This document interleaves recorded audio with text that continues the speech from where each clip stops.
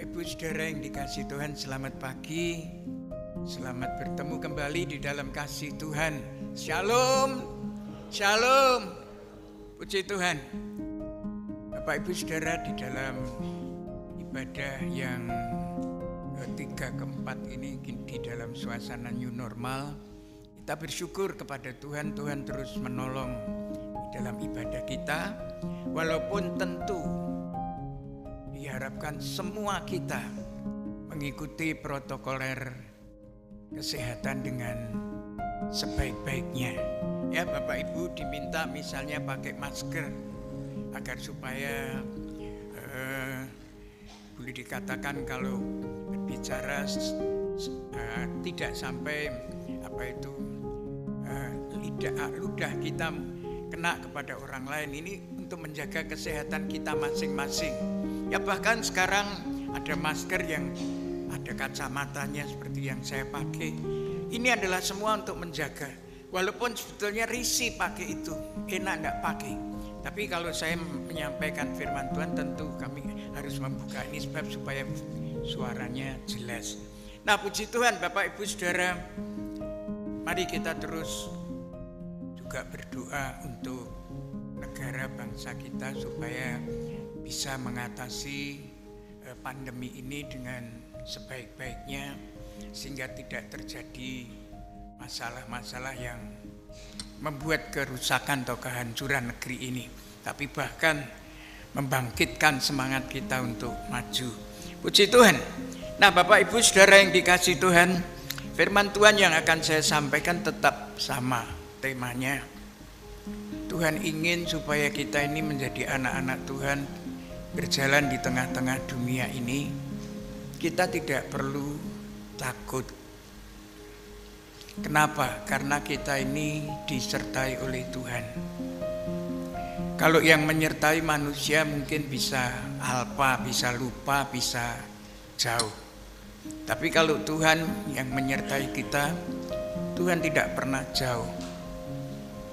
Ya, Tuhan tidak pernah jauh. Ada pujian katakan Tuhan tidak pernah sejauh doa. Benar, karena Tuhan bukan saja di antara kita, tapi di dalam kita. Sehingga kita berjalan di tengah dunia ini tidak perlu takut. Ya. Bahkan bukan hanya itu saja.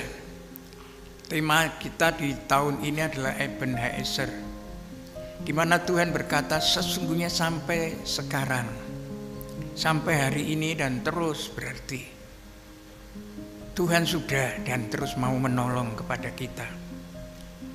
Kita di dalam kehidupan ini banyak mengalami masalah hidup. Tidak ada seorang pun di dalam dunia ini tidak pernah mengalami masalah hidup. Ya. Tapi semua pernah mengalami masalah hidup. Nah, oleh karena itu Tuhan tahu kalau kita sendiri menghadapi masalah hidup, tentu kita akan tidak mampu, sampai mungkin ada yang frustrasi dan lain sebagainya. Nah, oleh karena itu Tuhan tidak pernah meninggalkan kita. Untuk apa? Untuk menolong kita, untuk membela kepada kita. Ya, saya boleh dikatakan dari awal, dari kecil sampai sekarang itu belum pernah ngalami urat tegang. Nah, istri saya sudah berulang-ulang mengalami, menderita sekali lah. Saya karena belum pernah, ya saya cuman nolong, lihat gimana caranya, atau saya bawa ke dokter, tapi saya tidak bisa ngerasain bagaimana rasanya. Nah, sekarang saya diizinkan Tuhan ngalami. Urat saya tegang, urat kaki, sehingga untuk jalan sakit sekali. Sehingga begitu saya merasakan, saya bisa ngerti apa yang pernah dialami oleh istri saya. Loro tenan. Ya. Kemudian saya berkata, piye ini caranya supaya bawa ke dokter. di fisioterapi, ya diberi obat, ya, dan kemudian fisioterapi di rumah. Wah, ternyata sakit sekali, ditekuk-tekuk, waduh sakit sekali. Nah, tapi dari situ saya berkata, oh puji Tuhan, saya bisa menghadapi ini karena kalau istri saya ditolong Tuhan, saya pasti ditolong Tuhan. Amin. Kenapa? Karena Tuhan tidak pernah membeda-bedakan. Kalau orang lain ditolong, saya juga pasti ditolong. Sehingga puji Tuhan, saya beberapa hari yang lalu sudah pesan kepada semua staf, nanti kalau minggu saya tidak bisa menyampaikan firman Tuhan karena tidak bisa jalan, tolong diganti. Wah, mereka semua siap. Tapi puji Tuhan, Tuhan menolong sehingga akhirnya walaupun saya harus memakai tongkat, saya tetap bisa jalan. Ya bahkan sudah bisa kemarin dari sini sampai ke rumah jalan kaki tanpa tongkat sudah bisa. Itu semua saya katakan karena pertolongan Tuhan. Amin Pak Bu. Nah puji Tuhan. Nah kalau Bapak Ibu Saudara membaca Alkitab dari kitab Kejadian sampai kitab Wahyu, perkataan Tuhan jangan takut itu ditulis lebih dari 360 kali. Ya. Ditulis lebih dari 360 kali. Nah, berarti padahal kita setahun 360 sampai 365. Berarti tiap hari Tuhan itu berkata kepada kita jangan takut. Tiap hari Tuhan berkata kepada kita jangan takut. Kenapa? Yaitu tadi karena Tuhan menyertai kita. Bahkan Tuhan siap dengan kuasanya menolong kepada kita. Raja Daud pernah berkata, sekalipun aku berjalan dalam lembah kelaman, aku tidak takut bahaya. Kenapa? Karena Tuhan menyertai. Tapi juga berkata, gadamu, gadanya Tuhan dan tongkatnya Tuhan. Gada itu adalah alat senjata untuk perang.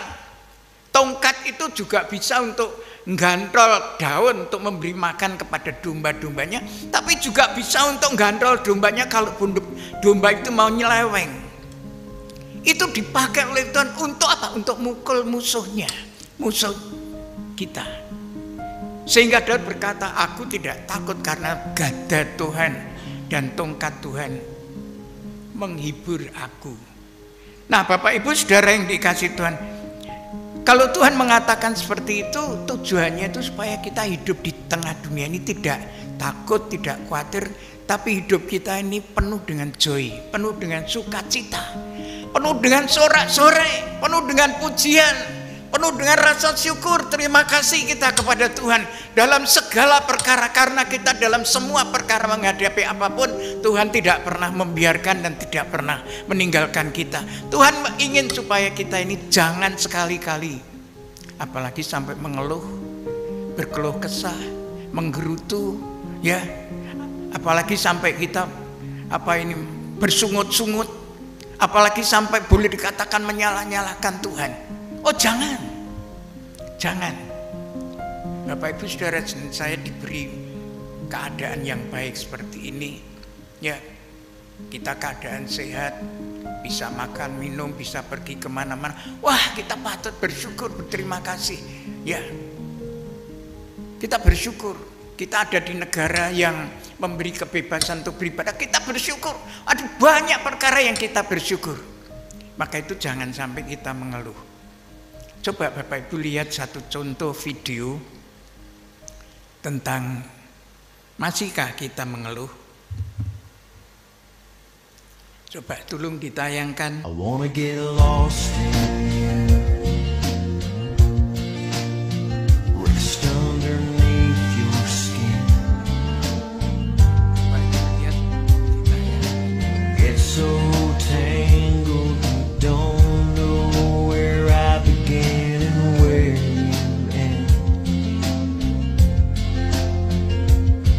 Crash into me so fast and lead to the mark. Get so tangled, the jaws of life couldn't tear us us apart. Pull me in, I wanna focus everywhere you've been. Taste the wildfires you've been lying in. I'm craving your love, I can't get enough, 'cause we fit like the glove. So baby, take a hold of me and pull me in. I wanna feel you close, so close you can't escape.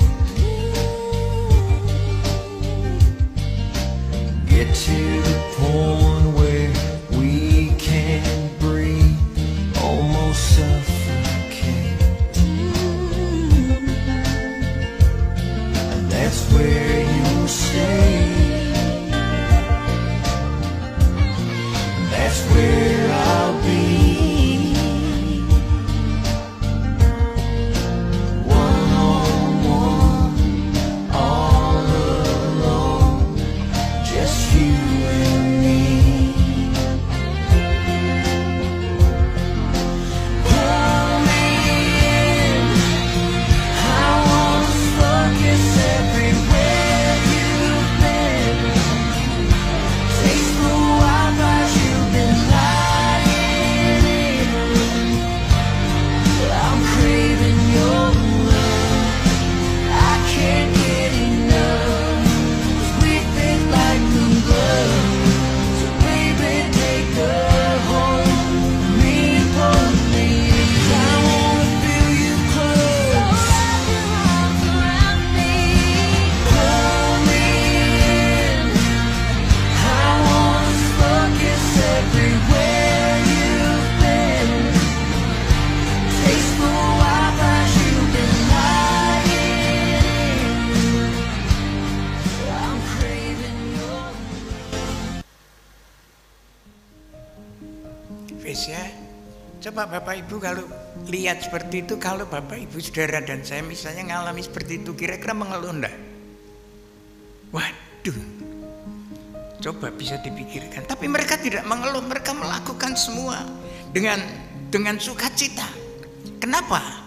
Ya, Tuhan sudah berfirman di dalam Alkitab bahwa Tuhan itu memberikan kepada kita ini bukan roh keluh kesah, bukan roh ketakutan, tapi Tuhan itu memberikan kepada kita ini roh kasih, roh sukacita, roh damai sejahtera.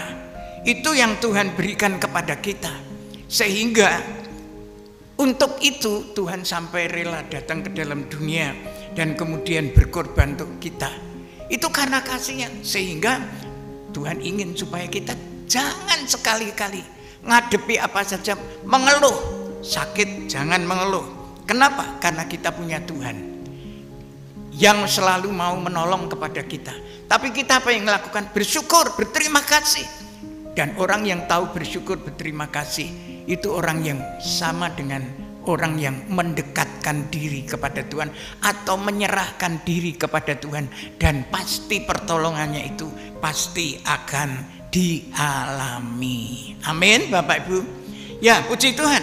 Nah, itu Tuhan menyertai kita supaya jangan sampai ada orang Kristen yang mengeluh. Saya seringkali berdoa, Tuhan tolong jangan sampai ada orang Kristen mengulangi sejarah Israel. Sejarah Israel itu adalah sejarah yang sangat-sangat tidak baik. Sejarah yang penuh dengan keluh kesah, penuh dengan sungutan, penuh dengan pemberontakan, penuh dengan ketidaktaatan. Itu jangan sampai terjadi. Ya, maka itu dituliskan oleh Tuhan di dalam Alkitab ini dengan sejelas-jelasnya, supaya Bapak Ibu Saudara dan saya tidak seperti itu. Tapi nanti kita diberitahu seperti apa. Nah, kita nanti dalam perjanjian baru kita diberitahu seperti Tuhan Yesus yang penuh dengan kasih, sehingga hidupnya penuh dengan, sampai di atas kayu salib pun Tuhan Yesus tidak boleh dikatakan mengeluh. Tidak, tetapi mendoakan akan jiwa-jiwa, yaitu mendoakan untuk Bapak Ibu Saudara dan saya. Mari saya ajak Bapak Ibu Saudara membaca firman Tuhan di dalam kitab Bilangan pasal 14. Kitab Bilangan pasal yang ke-14.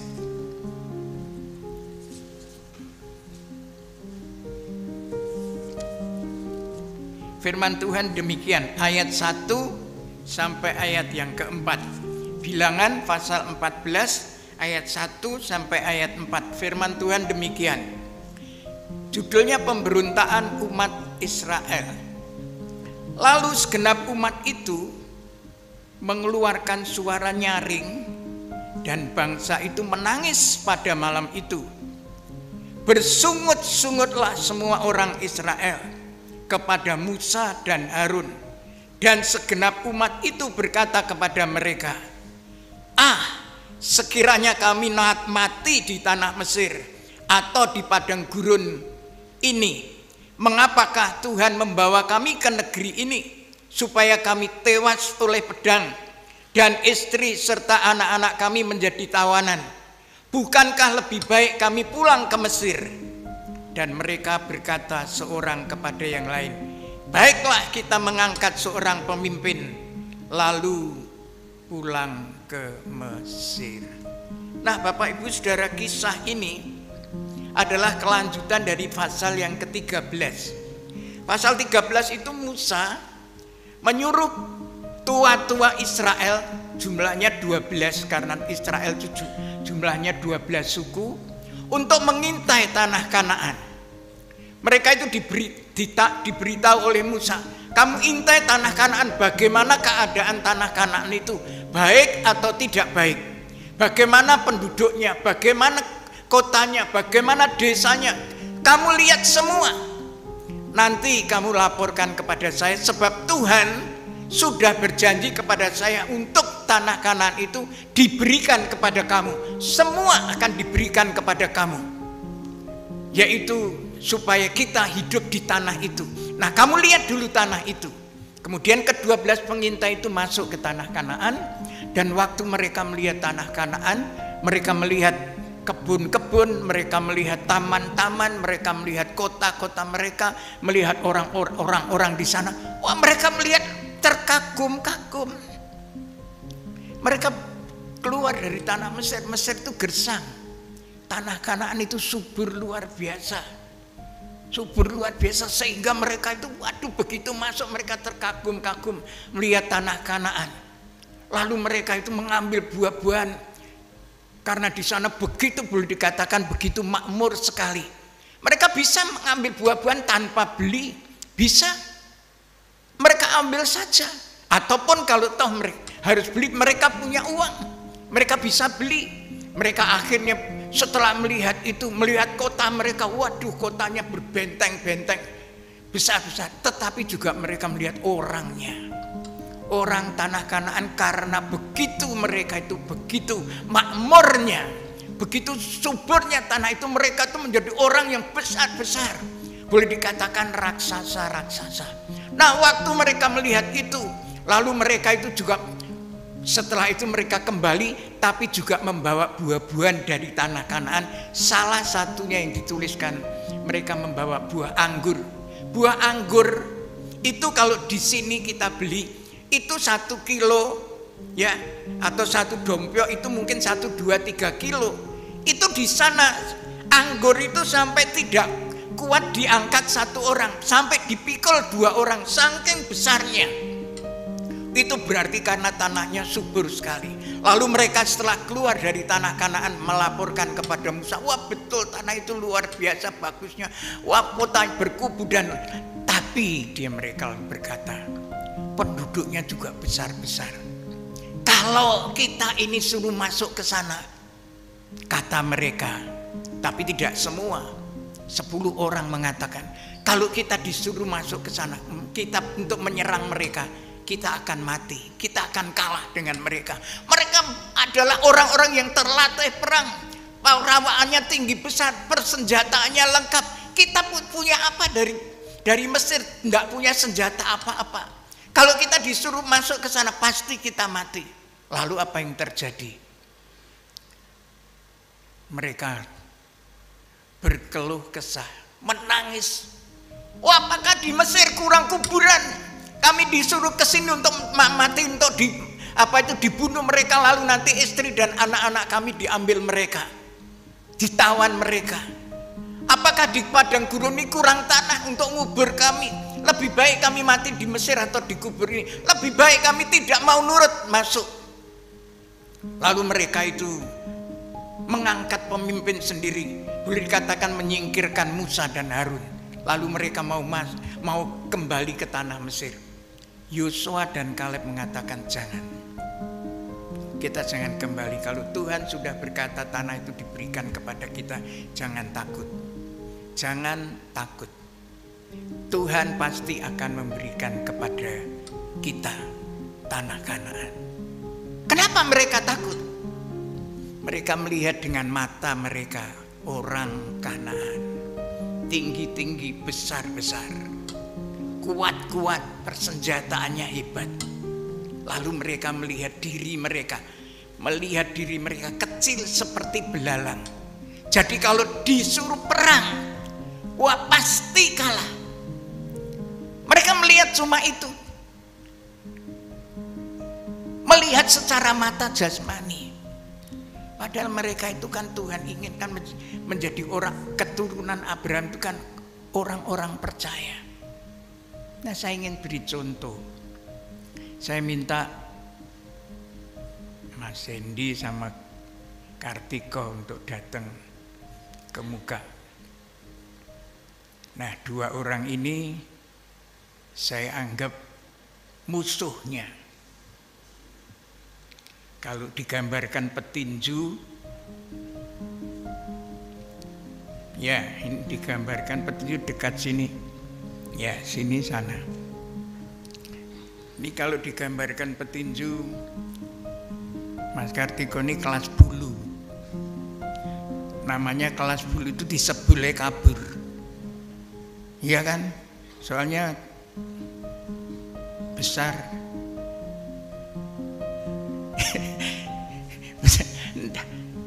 Kelas bulu. Nah, kalau ini super besar, kelas super berat. Kalau ini dihadapkan tinju, tidak seimbang. Kira-kira Mas Kartiko ini di swing pisannya kira-kira gimana? Wah pasti KO, ya pasti kalah. Tapi Tuhan berkata pada Mas Kartiko, Israel majulah. Nah ini musuhnya ini agak kesini ya, ya juga maju lah. Melihat musuh maju, ya dia ya maju. Akhirnya begitu Mas Kartiko itu ini maju karena nurut Tuhan, ya karena nurut Tuhan, ya. Nah ini musuhnya ini juga maju, agak kesini jadi dekat. Nah maka Tuhan tinggal diam lalu berkata, wis ben di knock out ndak apa-apa. Oh saya percaya ndak, Tuhan itu langsung ngambil tongkat. Lah. Kira-kira siapa yang menang? Sing kelas bulu atau kelas berat? Kelas bulu. Kenapa? Karena si kelas bulu ini ditolong oleh Tuhan. Bapak, Ibu, Saudara dan saya menghadapi dunia ini kita kecil. Tapi kita punya Tuhan yang maha. Tuhan bisa memberikan kemenangan kepada kita. Terima kasih, Tuhan berkati. Ya, ini contoh. Musuh kita ini besar. Ya, tapi kalau kita mengandalkan Tuhan, kita jangan lihat dengan kacamata jasmani kita. Mari kita melihat dengan iman kita. Maka Rasul Paulus berkata bahwa hidup kita ini bukan dengan melihat, bukan dengan perasaan, tetapi dengan iman. Segala sesuatu harus kita imani. Tuhan menyertai, walaupun Tuhan tidak kelihatan, tapi Tuhan ada. Tuhan ada. Tuhan tidak kelihatan dengan mata kita, tidak kelihatan. Kita sekarang ini menghadapi virus, ya, pandemi virus ini tidak kelihatan, tapi ada. Dan itu ternyata mematikan. Wah, kita mungkin takut. Oh, jelas. Tapi puji Tuhan, kalau kita nurut Tuhan lewat pemerintah misalnya protokoler kesehatan secara benar, kita tidak perlu takut. Gerombol-gerombol kita tidak perlu ikut. Orang-orang tidak mau pakai masker misalnya, kita tetap pakai masker. Orang-orang misalnya tidak mau cuci tangan, kita cuci tangan. Di tempat ini disediakan wastafel di sana ada, di muka ada, juga sanitizer disediakan. Untuk apa? Untuk menuruti Tuhan lewat negara, lewat pemerintah. Supaya apa? Supaya kita jangan kalah. Karena nurut Tuhan. Kemenangan kita ini bukan oleh karena kekuatan dan kegagahan kita, tapi kita ini bisa menang oleh karena iman. Di dalam surat Yohanes katakan, iman kita adalah memberi kemenangan. Bukan dengan kekuatan, bukan dengan kemampuan, bukan. Oleh karena itu kalau secara logis, secara manusia biasa, oh pasti kita akan takut. Tapi karena kita punya Tuhan, kita hidup dengan iman, maka kita tidak akan takut. Sebab Tuhan yang menjadi jaminan hidup kita. Tuhan sendiri yang menjadi jaminan hidup kita. Dimana kalau Tuhan berkata Emmanuel, oh itu bukan cuma slogan Emmanuel, tapi nyatanya ada. Oh dah, itu kalau manusia kalau janji bisa 1000 janji, belum tentu satu pun digenapi. Tapi Tuhan satu janji pasti digenapi, apalagi 1000 janji pasti semua digenapi. Amin. Tuhan tidak pernah lupa akan janjinya. Tuhan tidak akan pernah lalai akan janjinya. Ya, walaupun kita tidak melihat Tuhan. Kalau Tuhan berkata Ebenezer, artinya sampai sekarang Tuhan menolong kepada kita. Mari kita ingat, Tuhan menyertai kita, Tuhan menolong kepada kita. Sudah terlalu banyak contoh. Harusnya orang Israel, begitu mereka menghadapi tanah Kanaan seperti itu, harusnya mereka ingat, oh Tuhan di dalam perjalanan kami, bahkan sebelum perjalanan dari Mesir sampai keluar dari Mesir, itu Tuhan menyertai, Tuhan membela. Di Mesir kami menghadapi orang Mesir, di Mesir pasti kita kalah, sebab kita ini budak-budak. Mereka punya tentara, punya kereta-kereta, punya persenjataan yang hebat. Kita kalah, tapi akhirnya orang Mesir berani terhadap orang Israel. Setelah 10 kali dipukul oleh Tuhan, mereka akhirnya menyerah dan mengatakan silahkan pergi, ambil apa yang kamu pengen, ambil semua. Mereka menyerah. Mereka tidak berani ngutek-ngutek orang Israel. Mereka menyerah. Udah silahkan cepat pergi, sebab kalau kamu tidak cepat pergi, saya nanti orang Mesir mati semua. Aku, anak-anakku dan istriku dan semua mati kalau kamu tidak cepat pergi. Orang Israel justru disuruh cepat pergi karena orang Mesir sudah ketakutan tidak karuan. Nah, harusnya mereka ingat, oh di Mesir aku dibela Tuhan luar biasa, sehingga akhirnya aku bisa keluar dari tanah Mesir. Tetapi waktu saya keluar dari tanah Mesir, orang Israel harusnya ingat, waktu mereka sampai di tepi laut Teberau, mereka melihat laut, mau nyebrang tidak bisa, mau kembali padang gurun, kanan kiri padang gurun. Apalagi setelah mereka menoleh, mereka melihat orang Mesir dengan kereta kudanya. Wah, mereka ketakutan. Seharusnya mereka tidak perlu takut juga.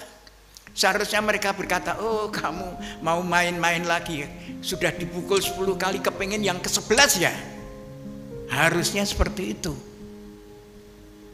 Tapi orang Israel malah mengeluh, menangis, menyalah-nyalahkan Musa. Bahkan Musa terus-menerus dipersalah-salahkan. Sehingga akhirnya apa yang terjadi, Musa ini akhirnya menghadap Tuhan, dan Tuhan memberi melalui tongkat itu untuk diacungkan ke Laut Teberau, laut yang begitu dalam. Laut Teberau itu dalamnya hampir 1000 meter, 800 berapa begitu sampai 900. Saya tidak bisa mikir laut sedalam itu. Saya waktu ke Tawangmangu pernah turun sampai ke Grojogan Sewu di bawah. Tingginya Grojogan Sewu itu cuma 81 meter. Itu saja sudah tingginya luar biasa. Ini 10 kali tingginya itu. Coba bisa dibayangkan. Dan apa yang terjadi? Akhirnya orang Israel bisa jalan di tengah-tengah laut, tapi jadi daratan yang sedalam itu.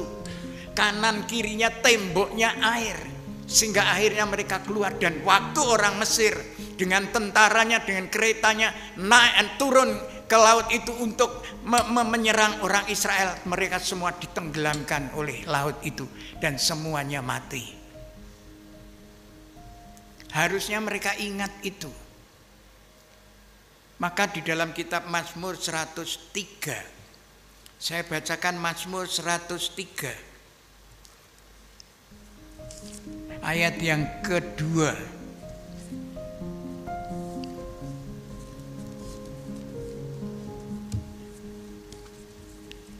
Mazmur 103 ayat kedua. Pujilah Tuhan, hai jiwaku, dan janganlah lupakan apa? Segala kebaikannya. Tuhan itu selalu melakukan yang terbaik. Terbaik. Selalu melakukan segala sesuatu yang menguntungkan, menyelamatkan, membela, memberkati orang Israel.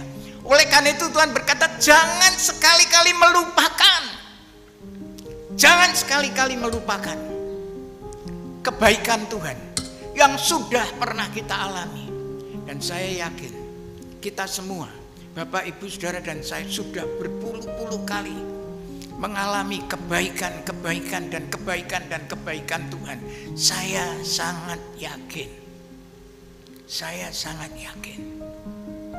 Ya, Tuhan itu luar biasa baiknya. Saya kasih kesaksian kecil saja, yang kecil. Tapi ini bagi saya tidak terlupakan sepanjang hidup saya. Waktu saya masih ada di asrama, dididik. Saya ini karena waktu itu harus biaya sekolah sendiri, ya, dan biaya sudah habis. Tinggal nanti menyelesaikan semester itu saya keluar karena harus tidak ada biaya. Nah, karena biaya juga sudah tidak ada, rambut saya waktu itu cukup agak panjang. Jadi setiap kali ngelewer. Ya, kalau sekarang sudah bisa ditotok karena dikasih pomade. Ya. Nah, waktu itu saya mau beli pomade saja enggak bisa. Beli pomade saja enggak bisa. Karena sudah enggak punya apa-apa, enggak punya uang. Ya. Mau pulang minta orang tua malu, orang tua sudah janda dan sudah boleh dikatakan hidupnya tidak cukup. Mau minta kakak yang mampu, malu karena saya tidak disetujui masuk sekolah untuk hamba Tuhan. Bagaimana? Ya sudah, saya menyerah kepada Tuhan. Setiap kali selesai kuliah, masuk ke kamar mandi. Untuk apa? Ambil air, lapkan rambut, sisiri, kan toto lagi, nanti kering lewer lagi, sampai beberapa hari. Tiba-tiba di asrama itu, waktu itu belum banyak motor, ada bel, kring-kreng, itu ada sepeda.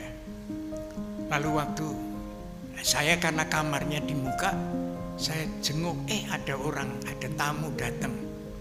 Nah, ternyata saya kenal tamu itu. Lalu saya tanya, Pak, mau cari siapa? Ya, cari sampean. Oh ya, mari silahkan. Lalu waktu dia masuk, dia berkata, Markus, saya ini punya pomade. ning tutupe pecah. Gelem ora tak kei pomit tadi tutupe pecah. Sing dibutuhke tutup apa pomitnya? Ya. Pak Bu, sing dibutuhke pomitnya apa tutupnya? Ya pomit. Saya bilang aku tanpa tutup gelem kok. Langsung punya pomit, saudara. Perkara kecil tapi sampai sekarang, padahal saya keluar dari sekolah itu sudah hampir 50 tahun lebih. Tapi sampai sekarang saya ingat, oh itulah kebaikan Tuhan. Ora eneng wong kok nawani pomit tutupe wis pecah. Enggak ada. Tapi itu terjadi karena Tuhan. Tuhan itu baik, kebaikannya luar biasa. Dan itu bukan hanya terjadi saya 50 tahun yang lalu, tapi terus tiap hari, tiap saat, tiap waktu, terus menerus sampai kapan? Hari ini, sampai besok. Sebab Tuhan Yesus berkata, Tuhan Yesus tidak berubah. Dulu, sekarang, dan sampai selama-lamanya. Tuhan tidak berubah. Tuhan tidak berubah. Oleh karena itu kita jangan lupa akan kebaikannya. Tapi juga jangan lupa firman-Nya. Firman-firman yang kita dengar, yang kita baca, mari kita catat dalam hati kita. Kita ingat-ingat. Kita ingat-ingat. Terus kita ingat. Kita ingat. Kita ingat. Kaleb 45 tahun masih ingat apa yang dikatakan Musa. Ya. Apa yang dikatakan Musa, dia masih ingat. Maria, dia masih ingat apa yang pernah dikatakan oleh Simeon waktu Maria membawa bayi Tuhan Yesus ke bait Allah, bahwa anak ini yang nanti akan boleh dikatakan menusuk jiwamu. Betul, karena apa? Waktu itu Tuhan Yesus disalib, Maria dengan matanya melihat, waduh bagaimana hancurnya seorang ibu lihat anaknya seperti itu. Tapi Tuhan menguatkan Maria, Tuhan menolong kepada Maria. Ingat selalu firman Tuhan. Maka kenapa di tempat ini saya seringkali membuat stiker yang isinya firman Tuhan, firman Tuhan, firman Tuhan. Supaya ingat. Kalau dulu Tuhan berkata lewat Musa supaya menuliskan di ambang pintu, di tiang-tiang, di mana-mana dituliskan. Ya, tapi sekarang lewat stiker, tapi sekarang juga lewat Alkitab kita bisa baca.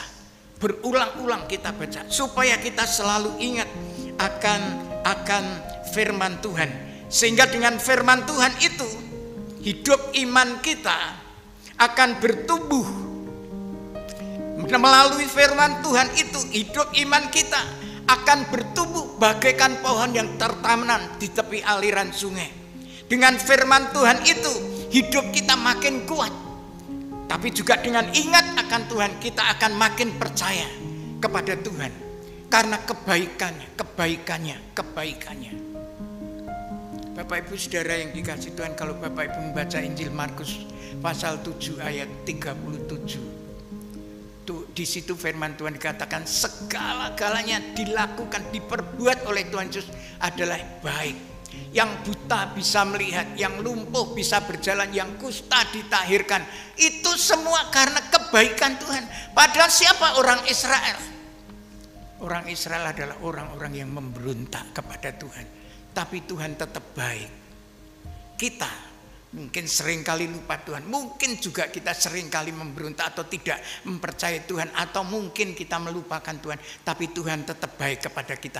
Oleh karena itu mari kita belajar untuk tidak melupakan firman Tuhan, dan juga untuk tidak melupakan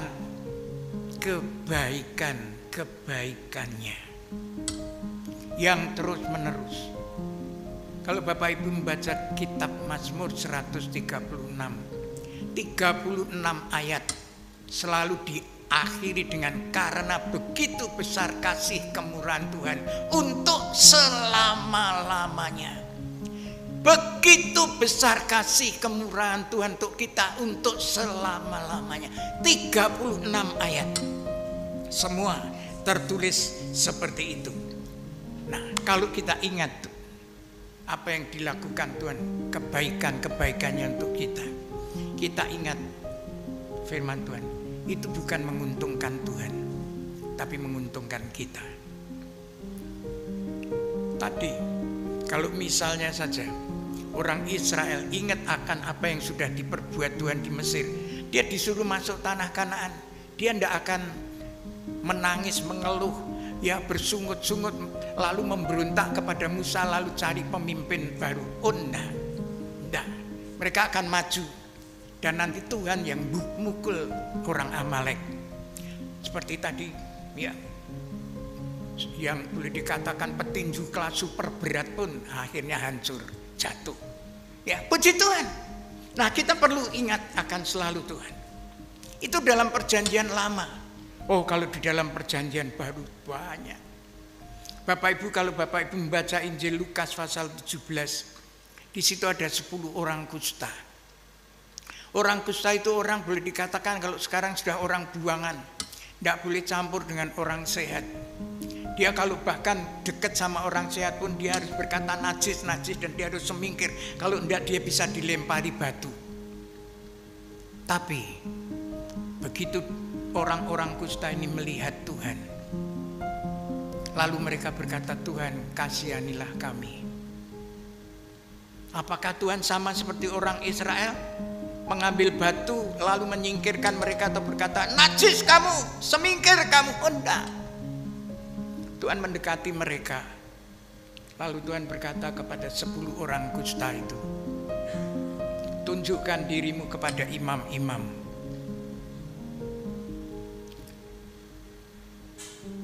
Lalu waktu mereka mendengar firman, tunjukkan dirimu kepada imam-imam, itu firman yang keluar dari mulut Tuhan Yesus. Mereka dengar, mereka mempercayai, mereka kemudian pergi menuju ke imam-imam. Apa yang terjadi? Belum sampai ke imam-imam, mereka sudah sembuh. Siapa yang menyembuhkan? Imam? Oh, jelas bukan. Mereka sendiri? Jelas bukan. Siapa? Ya yang memerintah tadi. Siapa itu? Sinten? Tuhan Yesus. Tuhan Yesus itu bukan cuma pinter berkata-kata, tapi Tuhan kalau berkata-kata, Tuhan pasti juga akan bertindak. Tuhan pasti akan bertindak. Tuhan selalu berfirman, tapi juga Tuhan melakukan. Maka dalam kitab Mazmur katakan, serahkan dirimu kepada Tuhan, maka Tuhan akan bertindak. Puji Tuhan. Maka kalau kita dengar firman Tuhan, mari kita dengar dengan sungguh-sungguh dan kita lakukan dengan setia, dengan sungguh-sungguh. Pasti akan mengalami. Itu tidak mungkin. Orang kusta sembuh zaman itu tuh tidak mungkin. Tapi ternyata bisa karena firman Tuhan. Karena dia percaya dan dia melakukan. Itu terjadi. Tapi kalau Bapak Ibu membaca di Injil Yohanes pasal 2, waktu ada pesta pernikahan, pesta sukacita, apa yang terjadi? Di dalam pesta sukacita itu, hidangan yang paling utama yaitu anggur habis. Kalau dalam pesta hidangan yang utama habis, wah itu sangat-sangat memalukan, sangat-sangat membuat yang punya kerja akan sangat kacau luar biasa. Ya. Tapi di situ ada Ibu Maria, di situ ada Tuhan Yesus karena diundang. Lalu waktu Ibu Maria tahu bahwa air anggurnya habis, Ibu Maria tidak langsung berkata kepada orang-orang yang mampu-mampu, orang-orang yang pakaiannya bagus-bagus atau orang yang beli anggur, oh enggak. Tapi Ibu Maria mendekati Tuhan Yesus. Lalu Ibu Maria berkata kepada Tuhan Yesus, Tuh Yesus, mereka kehabisan air anggur. Tuhan berkata, belum waktunya aku melakukan, Ibu. Belum waktunya. Tapi ini dalam situasi yang boleh dikatakan kritis. Situasi yang dalam keadaan sangat berisiko, tidak baik. Tuhan Yesus itu tidak membiarkan. Lalu Tuhan Yesus sebelum Tuhan Yesus melakukan suatu, Ibu Maria setelah berkata kepada Tuhan Yesus, lalu Ibu Maria berkata kepada pelayan-pelayan. Pelayan-pelayan itu orang-orang yang paling sederhana, boleh dikatakan paling remeh pun tidak usah pendidikan, bisa pelayan-pelayan. Ya, dia mendekati pelayan-pelayan lalu berkata, "Hai pelayan-pelayan, nanti apa saja yang diperintahkan oleh Tuhan Yesus atau disuruh oleh Tuhan Yesus, oleh Yesus itu lakukan. Apa saja yang disuruh lakukan." Pelayan ini saya percaya enggak seperti tentara siap, enggak. Mungkin cuma mandruk-mandruk. Nggih. Lalu Tuhan Yesus menemui pelayan-pelayan. Isi tempayan ini dengan air. Mereka butuh apa? Butuh apa? Anggur. Kok suruh ngisi tempayan dengan air? Harusnya dibantah. Nek kita ya bantah. Wong butuh anggur kok suruh ngisi air, nanti kan kepiye? Tiwas rekoso-rekoso reneng gunane kan gitu kan? Enggak. Pelayan itu harus manut, nurut. Bapak Ibu Saudara dan saya itu hamba pelayannya Tuhan. Karena Bapak Ibu Saudara dan saya itu tadinya budaknya dosa, budaknya iblis, dibeli oleh Tuhan melalui darahnya Tuhan dengan harga lunas. Sekarang kita ini jadi hambanya Tuhan, harusnya kita ini nurut Tuhan. Lah ini pelayan ini begitu diperintah atau disuruh Tuhan isi tempayan ini langsung manut. Wah, ini bagus, bagus sekali, contoh bagus. Diperintah cuma satu kali. Tidak usah berulang-ulang, satu kali langsung ngisi tempayan itu dengan air. Padahal ngisi tempayan dengan air di sana itu tidak semudah di sini. Di sana air lebih sulit, ya. Tapi mereka nurut, walaupun rekoso mereka nurut. Dan akhirnya apa yang terjadi? Begitu tempayan itu diisi semua penuh. Lalu Tuhan Yesus perintah lagi, ciduen. Tunjukno kepada pimpinan pesta. Mereka juga tidak berkata, "Tuhan, oh Yesus," kalau mungkin waktu itu belum disebut Tuhan. "Yesus, wong mereka itu butuh anggur lah, kok ini air suruh nyidung kena tak kayak aku ditukluk ambek pemimpin pesta." Enggak juga. Enggak maidun, enggak bantah. Enggak.